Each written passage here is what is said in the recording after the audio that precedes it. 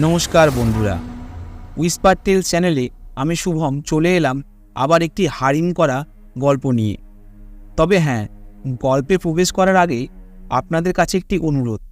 যারা আমাদের চ্যানেলের গল্পগুলি শোনেন কিন্তু চ্যানেলটিকে এখনও সাবস্ক্রাইব করেননি, তারা প্লিজ চ্যানেলটিকে সাবস্ক্রাইব করে পাশে থাকা বেল আইকনটি অন করে দিন আমাদের চ্যানেলের নতুন নতুন হারিম করা গল্পের আপডেট পাওয়ার জন্য।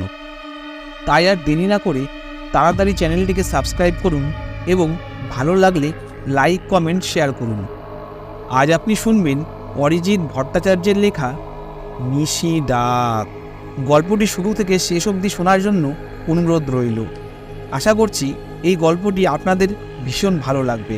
তাহলে চলুন শুরু করি আজকের গল্প নিশি ডাক।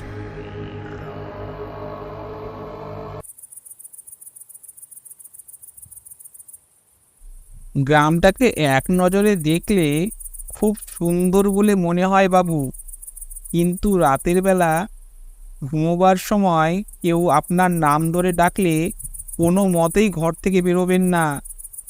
গলাটা চেনা কোনো মানুষের হতেই পারে, কিন্তু ঈশ্বরের দোহাই আপনি ঘর থেকে কোনো মতেই বের হবেন না। চায়ের দোকানের মালিক রতনদার কথায় ফো ফো করে হেসে উঠল বিদিত। কেন হে, রাতের বেলা কি চোর ডাকাতের ভয় আছে নাকি যে আমাকে কিডন্যাপ করে নিয়ে যাবে? কেসটা কি বলো তো? রতনদার সারা মুখমণ্ডলে খেলে গেল এক অবর্ণনীয় আতঙ্ক। আরে চোর ডাকাত নয় কো মশাই, চোর ডাকাত নয়। রাতের বেলা এই গ্রামে যে ঘোরে সে হলো ভয়াল নিশি, এক ভয়ঙ্কর প্রেতাত্মা, যার কবলে পড়লে মৃত্যু অনিবার্য। রাতের বেলা সে আপনার বাড়ির দরজা কি জানালার সামনে এসে পরপর 3বার ডাকবে। 3বারের বেশি সে ডাকবে না, কিন্তু ভুলক্রমেও যদি আপনি তার ডাকে সাড়া দেন তাহলে তার মৃত্যু অনিবার্য। এই ডাক যে সে ডাক নয়, এই ডাক যে সাক্ষাৎ মৃত্যু ডাক। নিশি মানেই যে মৃত্যু। এবার থাকতে পারলাম না, আমি খেকিয়ে উঠলাম রতনদার উপর।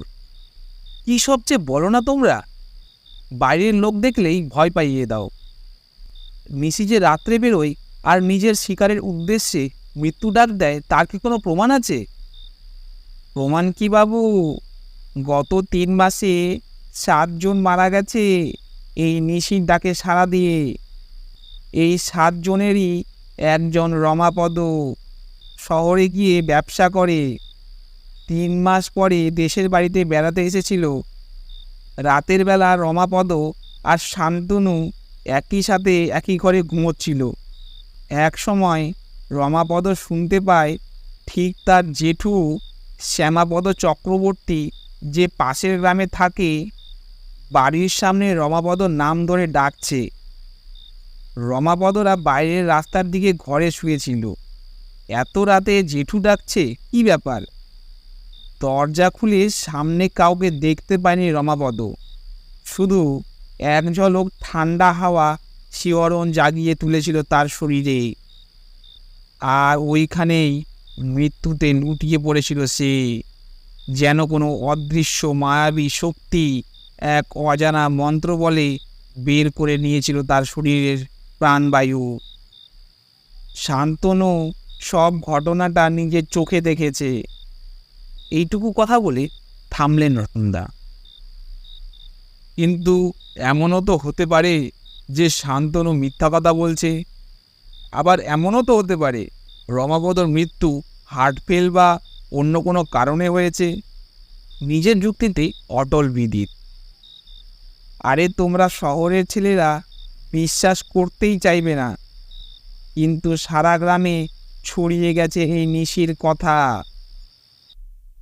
গ্রামের নাম কৃষ্ণপুর চক, নদিয়ার কালীনারায়ণপুরের খুব কাছে, মাত্র 6 কিলোমিটার দূরত্বে। গ্রামের মূল আকর্ষণ বলতে দিগন্ত বিস্তৃত চোখ জুড়ানো সবুজ ধান ক্ষেত, পাশ দিয়ে বয়ে যাওয়া পূর্ণী নদী, পূর্ব প্রান্তের বাউল পঞ্চাননতলা আর গ্রামবাসীদের বুক ভরা ভালোবাসা আর আন্তরিকতা। এটা আমাদের দেশের গ্রাম। আমার সাথেই বিদিতেই গ্রামে বেড়াতে এসেছে। নিশি ডাকের ব্যাপারটা দেখলাম গ্রামের অনেকেই জানে। পঞ্চাননতলার শিব মন্দিরের পুরোহিত জানালেন অদ্ভুত এক ইতিহাসের কথা। 7 বছর আগে এই গ্রামে আগমন ঘটে এক কাপালিকের। তিনি গ্রামের পশ্চিম প্রান্ত, যেখানে শ্মশান, হেমন্তের সাজে উড়ে যায় সব পোড়ানোর ধোঁয়া, জলে কাঠের চিতা। অমাবস্যা ও ভূত চতুর্দশীর রাতে শুরু হয় অপদেবতাদের আনাগোনা। সেই বলতে গেলে প্রায় জনমানবহীন শ্মশানের এক প্রান্তে একটি কুটির তৈরি করে, সেখানে নিজের সাধনা সম্পন্ন করতে।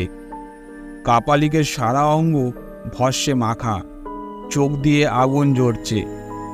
সারা গ্রামে রটে যায় যে কাপালিক পিশাচ সিদ্ধ।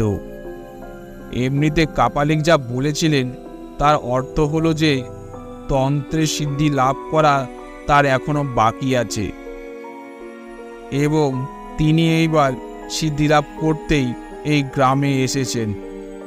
এই গ্রামে স্থাপনা করতে চান তিনি তার সাধনপীঠ। যাই হোক, গ্রামের ধর্মপ্রাণ মোড়লেরা কাপালিকের প্রস্তাবে সাড়া দেয়। কাপালিকও পরিবর্তে কথা দেন যে এর পরিবর্তে গ্রামকে নানা দুর্ভিক্ষ, রোগ ব্যাধি ও মহামারীর হাত থেকে রক্ষা করবেন। যাই হোক, কাটতে লাগলো দিন। এদিকে প্রতি অমাবস্যার রাতে গ্রাম থেকে নিখোঁজ হতে থাকলো এক এক করে পূর্ণ যৌবনা সুন্দরী যুবতী। গ্রামের মানুষের মনে দানা বাঁধতে লাগলো সন্দেহের। একদিন গ্রামের মানুষ হাতে না হাতে ধরে ফেলে কাপালিকের কুকীর্তি। কাপালিক নিজের তান্ত্রিক শক্তির মাধ্যমে কুমারী যুবতীদের রাতে সম্মোহিত করে নিজের আশ্রমে ডেকে নিতেন। তারপরে তাদের সাথে যৌন সংসর্গে লিপ্ত হয়ে সেই কাপালিক সিদ্ধি লাভের দিকে এগোতেন। হয়ে উঠত তারা কাপালিকের সাধন সঙ্গিনী। তারপর তাদের নির্মমভাবে হত্যা করে গভীর অরণ্যে তাদের লাশ ফেলে দিতেন। শেয়াল কুকুরে তা ছিঁড়ে ছিঁড়ে খেত। পুলিশের হাতে সেই কাপালিককে তুলে দেয় সাধারণ মানুষ। কাপালিক ক্রুদ্ধ হয়ে অভিশাপ দেন এই গ্রামের মানুষদের জন্য তিনি তন্ত্রের সিদ্ধি লাভ করতে পারেননি, প্রতিশোধ তিনি নেবেনই। এইবার থেকে এই গ্রামে স্বয়ং মৃত্যু গভীর রাতে ঘুরে বেড়াবে তার শিকারের খোঁজে। মৃত্যু ততক্ষণ গভীর রাতে শিকারের জন্য গ্রামের উপর ঘুরবে যতক্ষণ না পুরো গ্রাম জনশূন্য পরিত্যক্ত হয়ে পড়ে। এই মৃত্যুদূত প্রেতকে কাপালিক নিজের তন্ত্র সাধনার মাধ্যমে সৃষ্টি করবেন। বলা বাহুল্য, এই প্রেতই নিশি। এই নিশি যাকে শিকার করবে তার বাড়ির সামনে গিয়ে পরপর 3 বার ডাক দেবে তার খুব পরিচিত গলায়। সেই মানুষ যদি নিশির এই মৃত্যুটাকে ভুলক্রমে সাড়া দিয়েও থাকে, তাহলে তার মৃত্যু অনিবার্য। এই নিশির হাতছানি এড়ানো খুবই কঠিন। এরপর থেকেই অভিশপ্ত হয় গ্রামটি। ঘটতে থাকে গভীর রাতে নিশির ডাকে একের পর এক মৃত্যু। কাউকে নিশি ডাকে হুবহু তার মায়ের গলায়, আবার কাউকে ডাকে কোনো দূরের আত্মীয়ের গলা হুবহু অনুসরণ করে, আবার কাউকে ডাকে তার পরম বন্ধু, অথবা কাউকে ডাকে তার প্রেমিকার গলা নকল করে। পরপর 3 বার ডাকবে, তার বেশি নয়। আর সেই ডাকে সাড়া দিয়েছ কি, তোমার আয়ু চলে যাবে কাপালিকের কাছে বন্দী হয়ে, আর তৎক্ষণাৎ মৃত্যুর কোলে ঢলে পড়বে তুমি। এতক্ষণ বলে থামলেন শিব মন্দিরের পুরোহিত।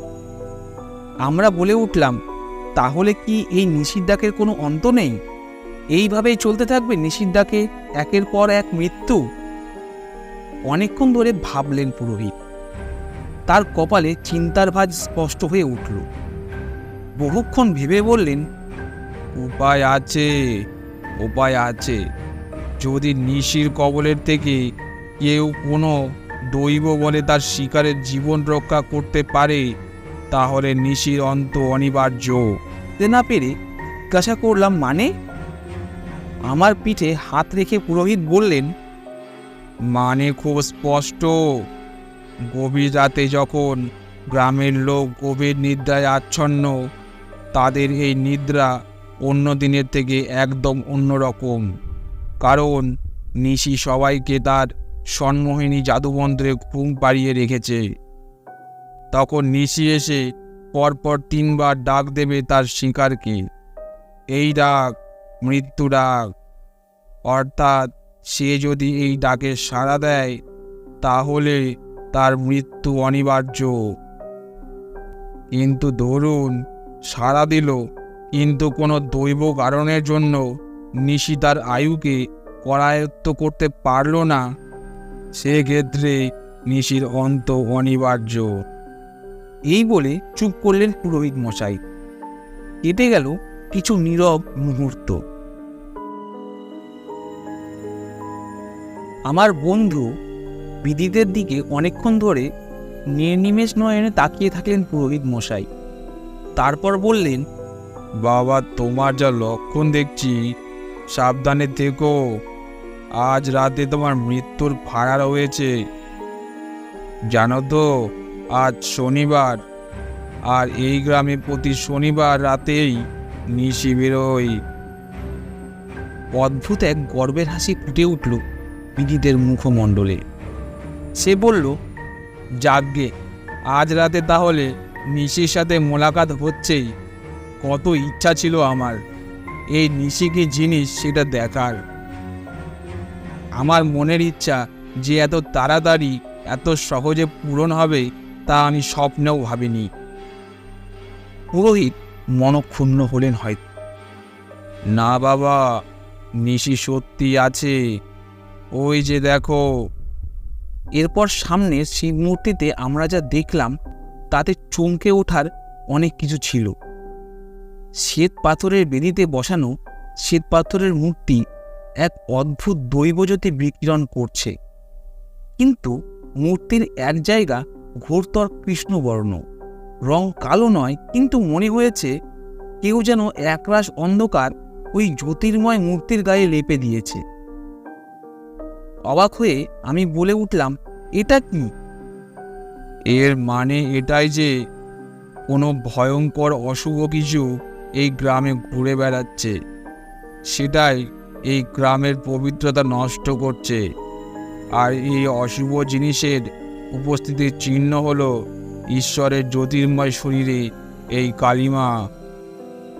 ঈশ্বর সবাইকে সাবধান করে দিয়েছেন, আর আমার মতে এই অশুভ শক্তি আর কেউ নয়, গভীর রাতে ঘুরে বেড়ানো নিশি। এবার আমি সত্যি ভয় পেলাম। নিজের চোখে যা দেখলাম তাকে অবিশ্বাস করি কিভাবে? তাহলে কি বিদিতের বাঁচার কোনো চান্স নেই? তাহলে কি আজ রাতে সত্যি বিদিতের পালা?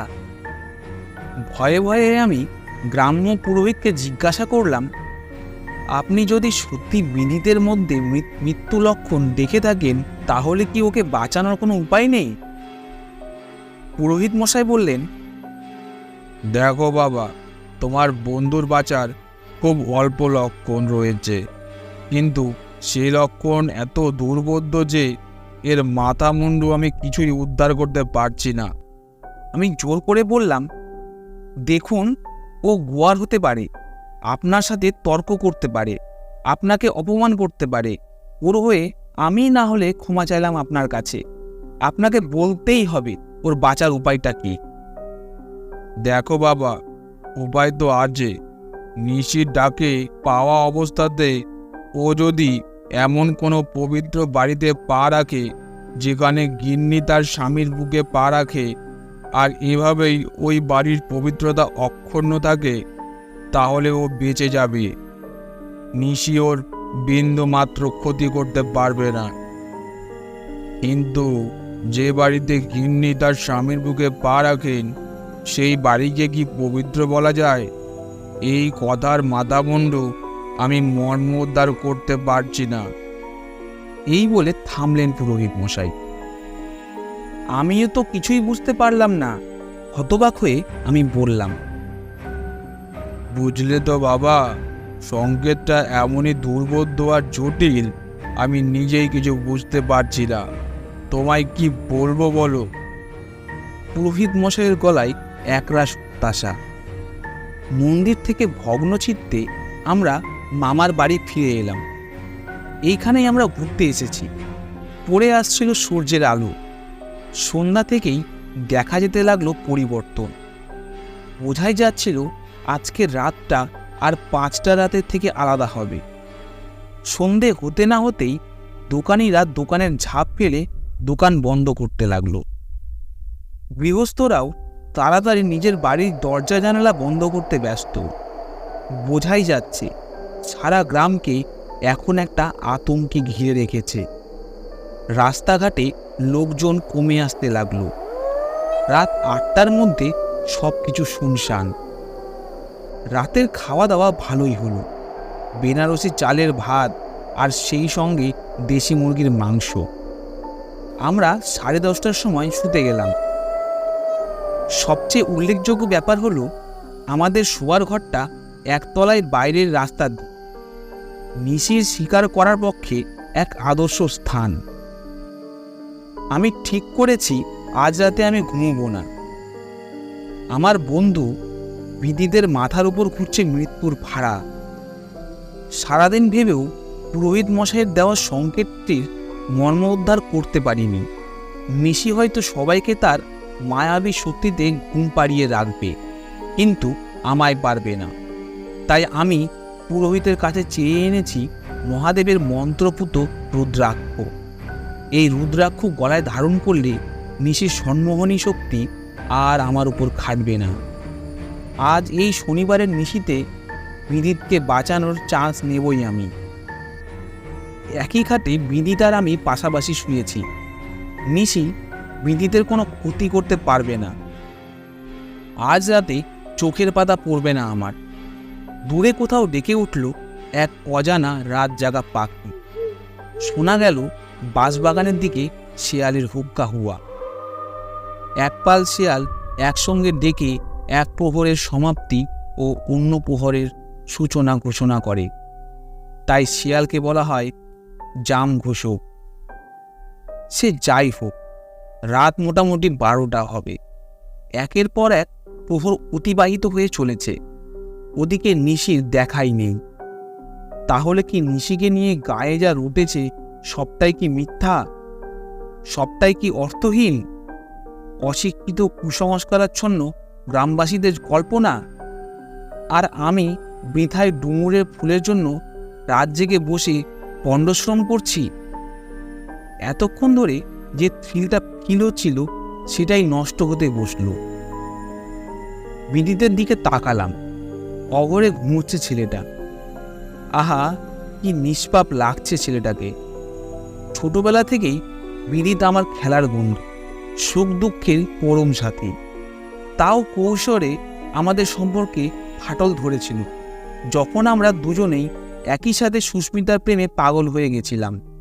ক্লাস 9-এ পড়ার সময় কোকড়ানো চুলের বারবিডল সুস্মিতার জন্য আমরা দুজনেই পাগল। আমার স্বপ্ন, ধ্যান, জ্ঞান সবই ছিল সুস্মিতাকে ঘিরে, আর বিদিতেরও তাই। এর ফলে শুরু হয়েছিল রেষারেষি, আর তা ফাটলের সৃষ্টি করল আমাদের বন্ধুত্বের মধ্যে। সুস্মিতা হয়তো কোনোদিনও মুখ ফুটে বলেনি, কিন্তু আমার মনে হয় ও বিদিতকেই ভালোবেসে ফেলেছিল। সুস্মিতাকে পাবার আশায় আমাদের মধ্যে শুরু হয়েছিল তীব্র এক প্রতিদ্বন্দ্বিতা। ঈর্ষান্বিত হয়ে পড়েছিলাম এককালের প্রিয় বন্ধুর প্রতি। কিন্তু বিধাতার প্ল্যান হয়তো অন্যরকম ছিল। ক্লাস 11-এর ঘটনা।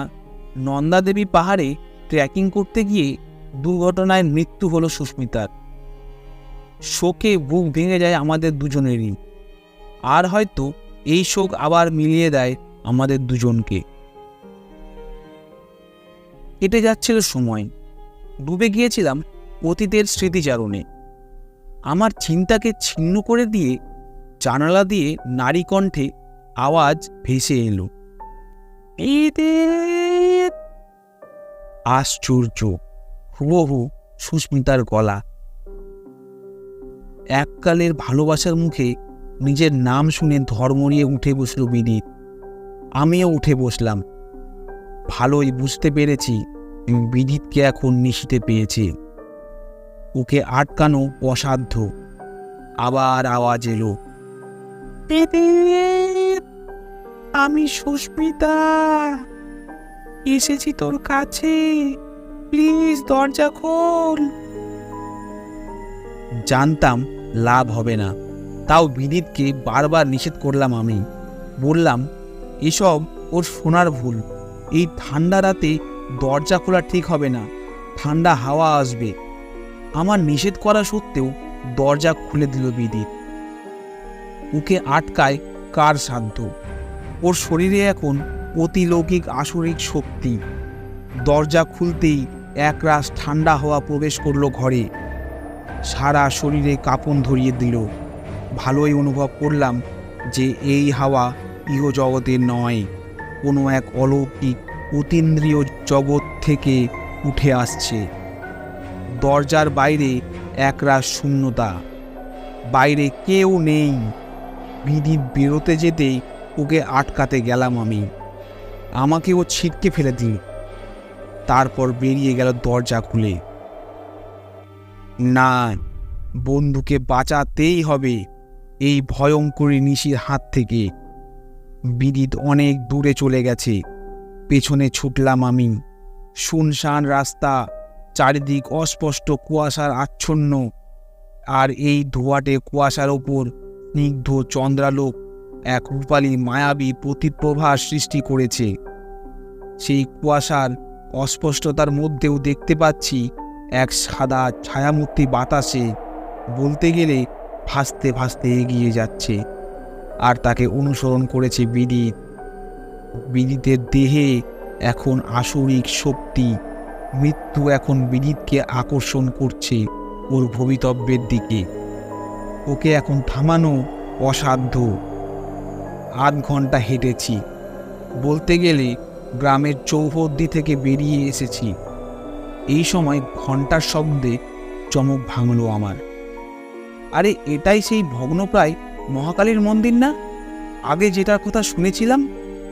মন্দিরটি পরিত্যক্ত, কিন্তু এখন যেন কোনো অদৃশ্য দৈব বলে ঘণ্টাগুলি বাজতে শুরু করেছে। মন থেকে কেটে গেল অজ্ঞানতার অন্ধকার।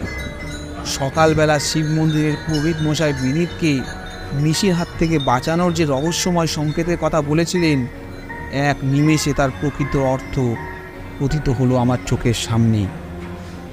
মন্দিরের অধিষ্ঠাত্রী দেবী কালিকা, যিনি পার্বতীরই অপর প্রতিরূপ, তিনি শক্তি, সৃষ্টি ও সময়ের প্রতীক। তিনি লোল জিহ্বা বার করে তার স্বামীর মহাকালের বুকে পা দিয়ে দাঁড়িয়ে রয়েছেন। পবিত্র গৃহ বলতে পবিত্র মন্দির। এখানে মহাকাল পুরুষ আর মহাকালী প্রকৃতি, যার অর্থ প্রকৃতির স্পর্শে পুরুষের মধ্যে চৈতন্য শক্তি আসে, অর্থাৎ দৈব শক্তি আবির্ভূত হয়। না, বিদিতকে বাঁচাতেই হবে। বিদিতের দেহে নিশির দরুন তখন প্রবল আসরিক শক্তি। একমাত্র কোনো দৈব শক্তিই পারে ওর এই শক্তিকে দমিত করতে। আর দেরি নয়, বিদিতকে জাপটে ধরলাম পেছন থেকে, আর ওকে পরিয়ে দিলাম মহাদেবের মন্ত্রপুত রুদ্রাক্ষ, যেটা এতক্ষণ আমার গলায় ছিল। আর সেটা ওর গলায় পরিয়ে দিতেই স্তিমিত হয়ে এলো ওর শক্তি। আর ওকে পাজা গোলা করে আমি ঢুকলাম মন্দিরের মধ্যে। আর তারপরে যা ঘটল তা অকল্পনীয়। কোথা থেকে এক অদৃশ্য মন্ত্র বলে বাজতে শুরু করলো ঘণ্টাগুলি। এক অদ্ভুত দৈব আভায় ভরে উঠল চারিদিক, আর আগুন লেগে গেল বাতাসে ভেসে চলা নিশির গায়ে। মুহূর্তে নিশি শূন্যে মিলিয়ে গেল। হ্যাঁ, সেই ভয়ঙ্কর অশুভ রাতে মা কালীর আশীর্বাদে আমার প্রাণের বন্ধু বিদিতকে বাঁচাতে পেরেছিলাম নিশির কবল থেকে। আর সেই রাতেই দেবীর মহিমায় ধ্বংস হয়েছিল অশুভ নিশি। পুরো গ্রাম অভিশাপমুক্ত হয়েছিল।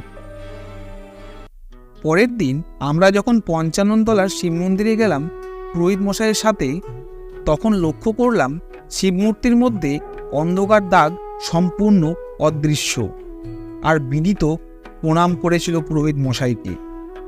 এরপর আর ওই গ্রামে নিশির ডাকের ঘটনা ঘটেনি। গ্রামবাসীদের মনে ফিরে এসেছিল আনন্দ আর শান্তি। আর সেই রাতেই বুঝেছিলাম যে অবিচল ভক্তি অসম্ভবকে সম্ভব করতে পারে। ভালোবাসার এতটাই শক্তি। আজকের গল্প নিশিডাক এখানেই শেষ হলো। খুব শীঘ্রই আমরা ফিরে আসব নতুন এক হাড় হিম করা গল্প নিয়ে। ধন্যবাদ।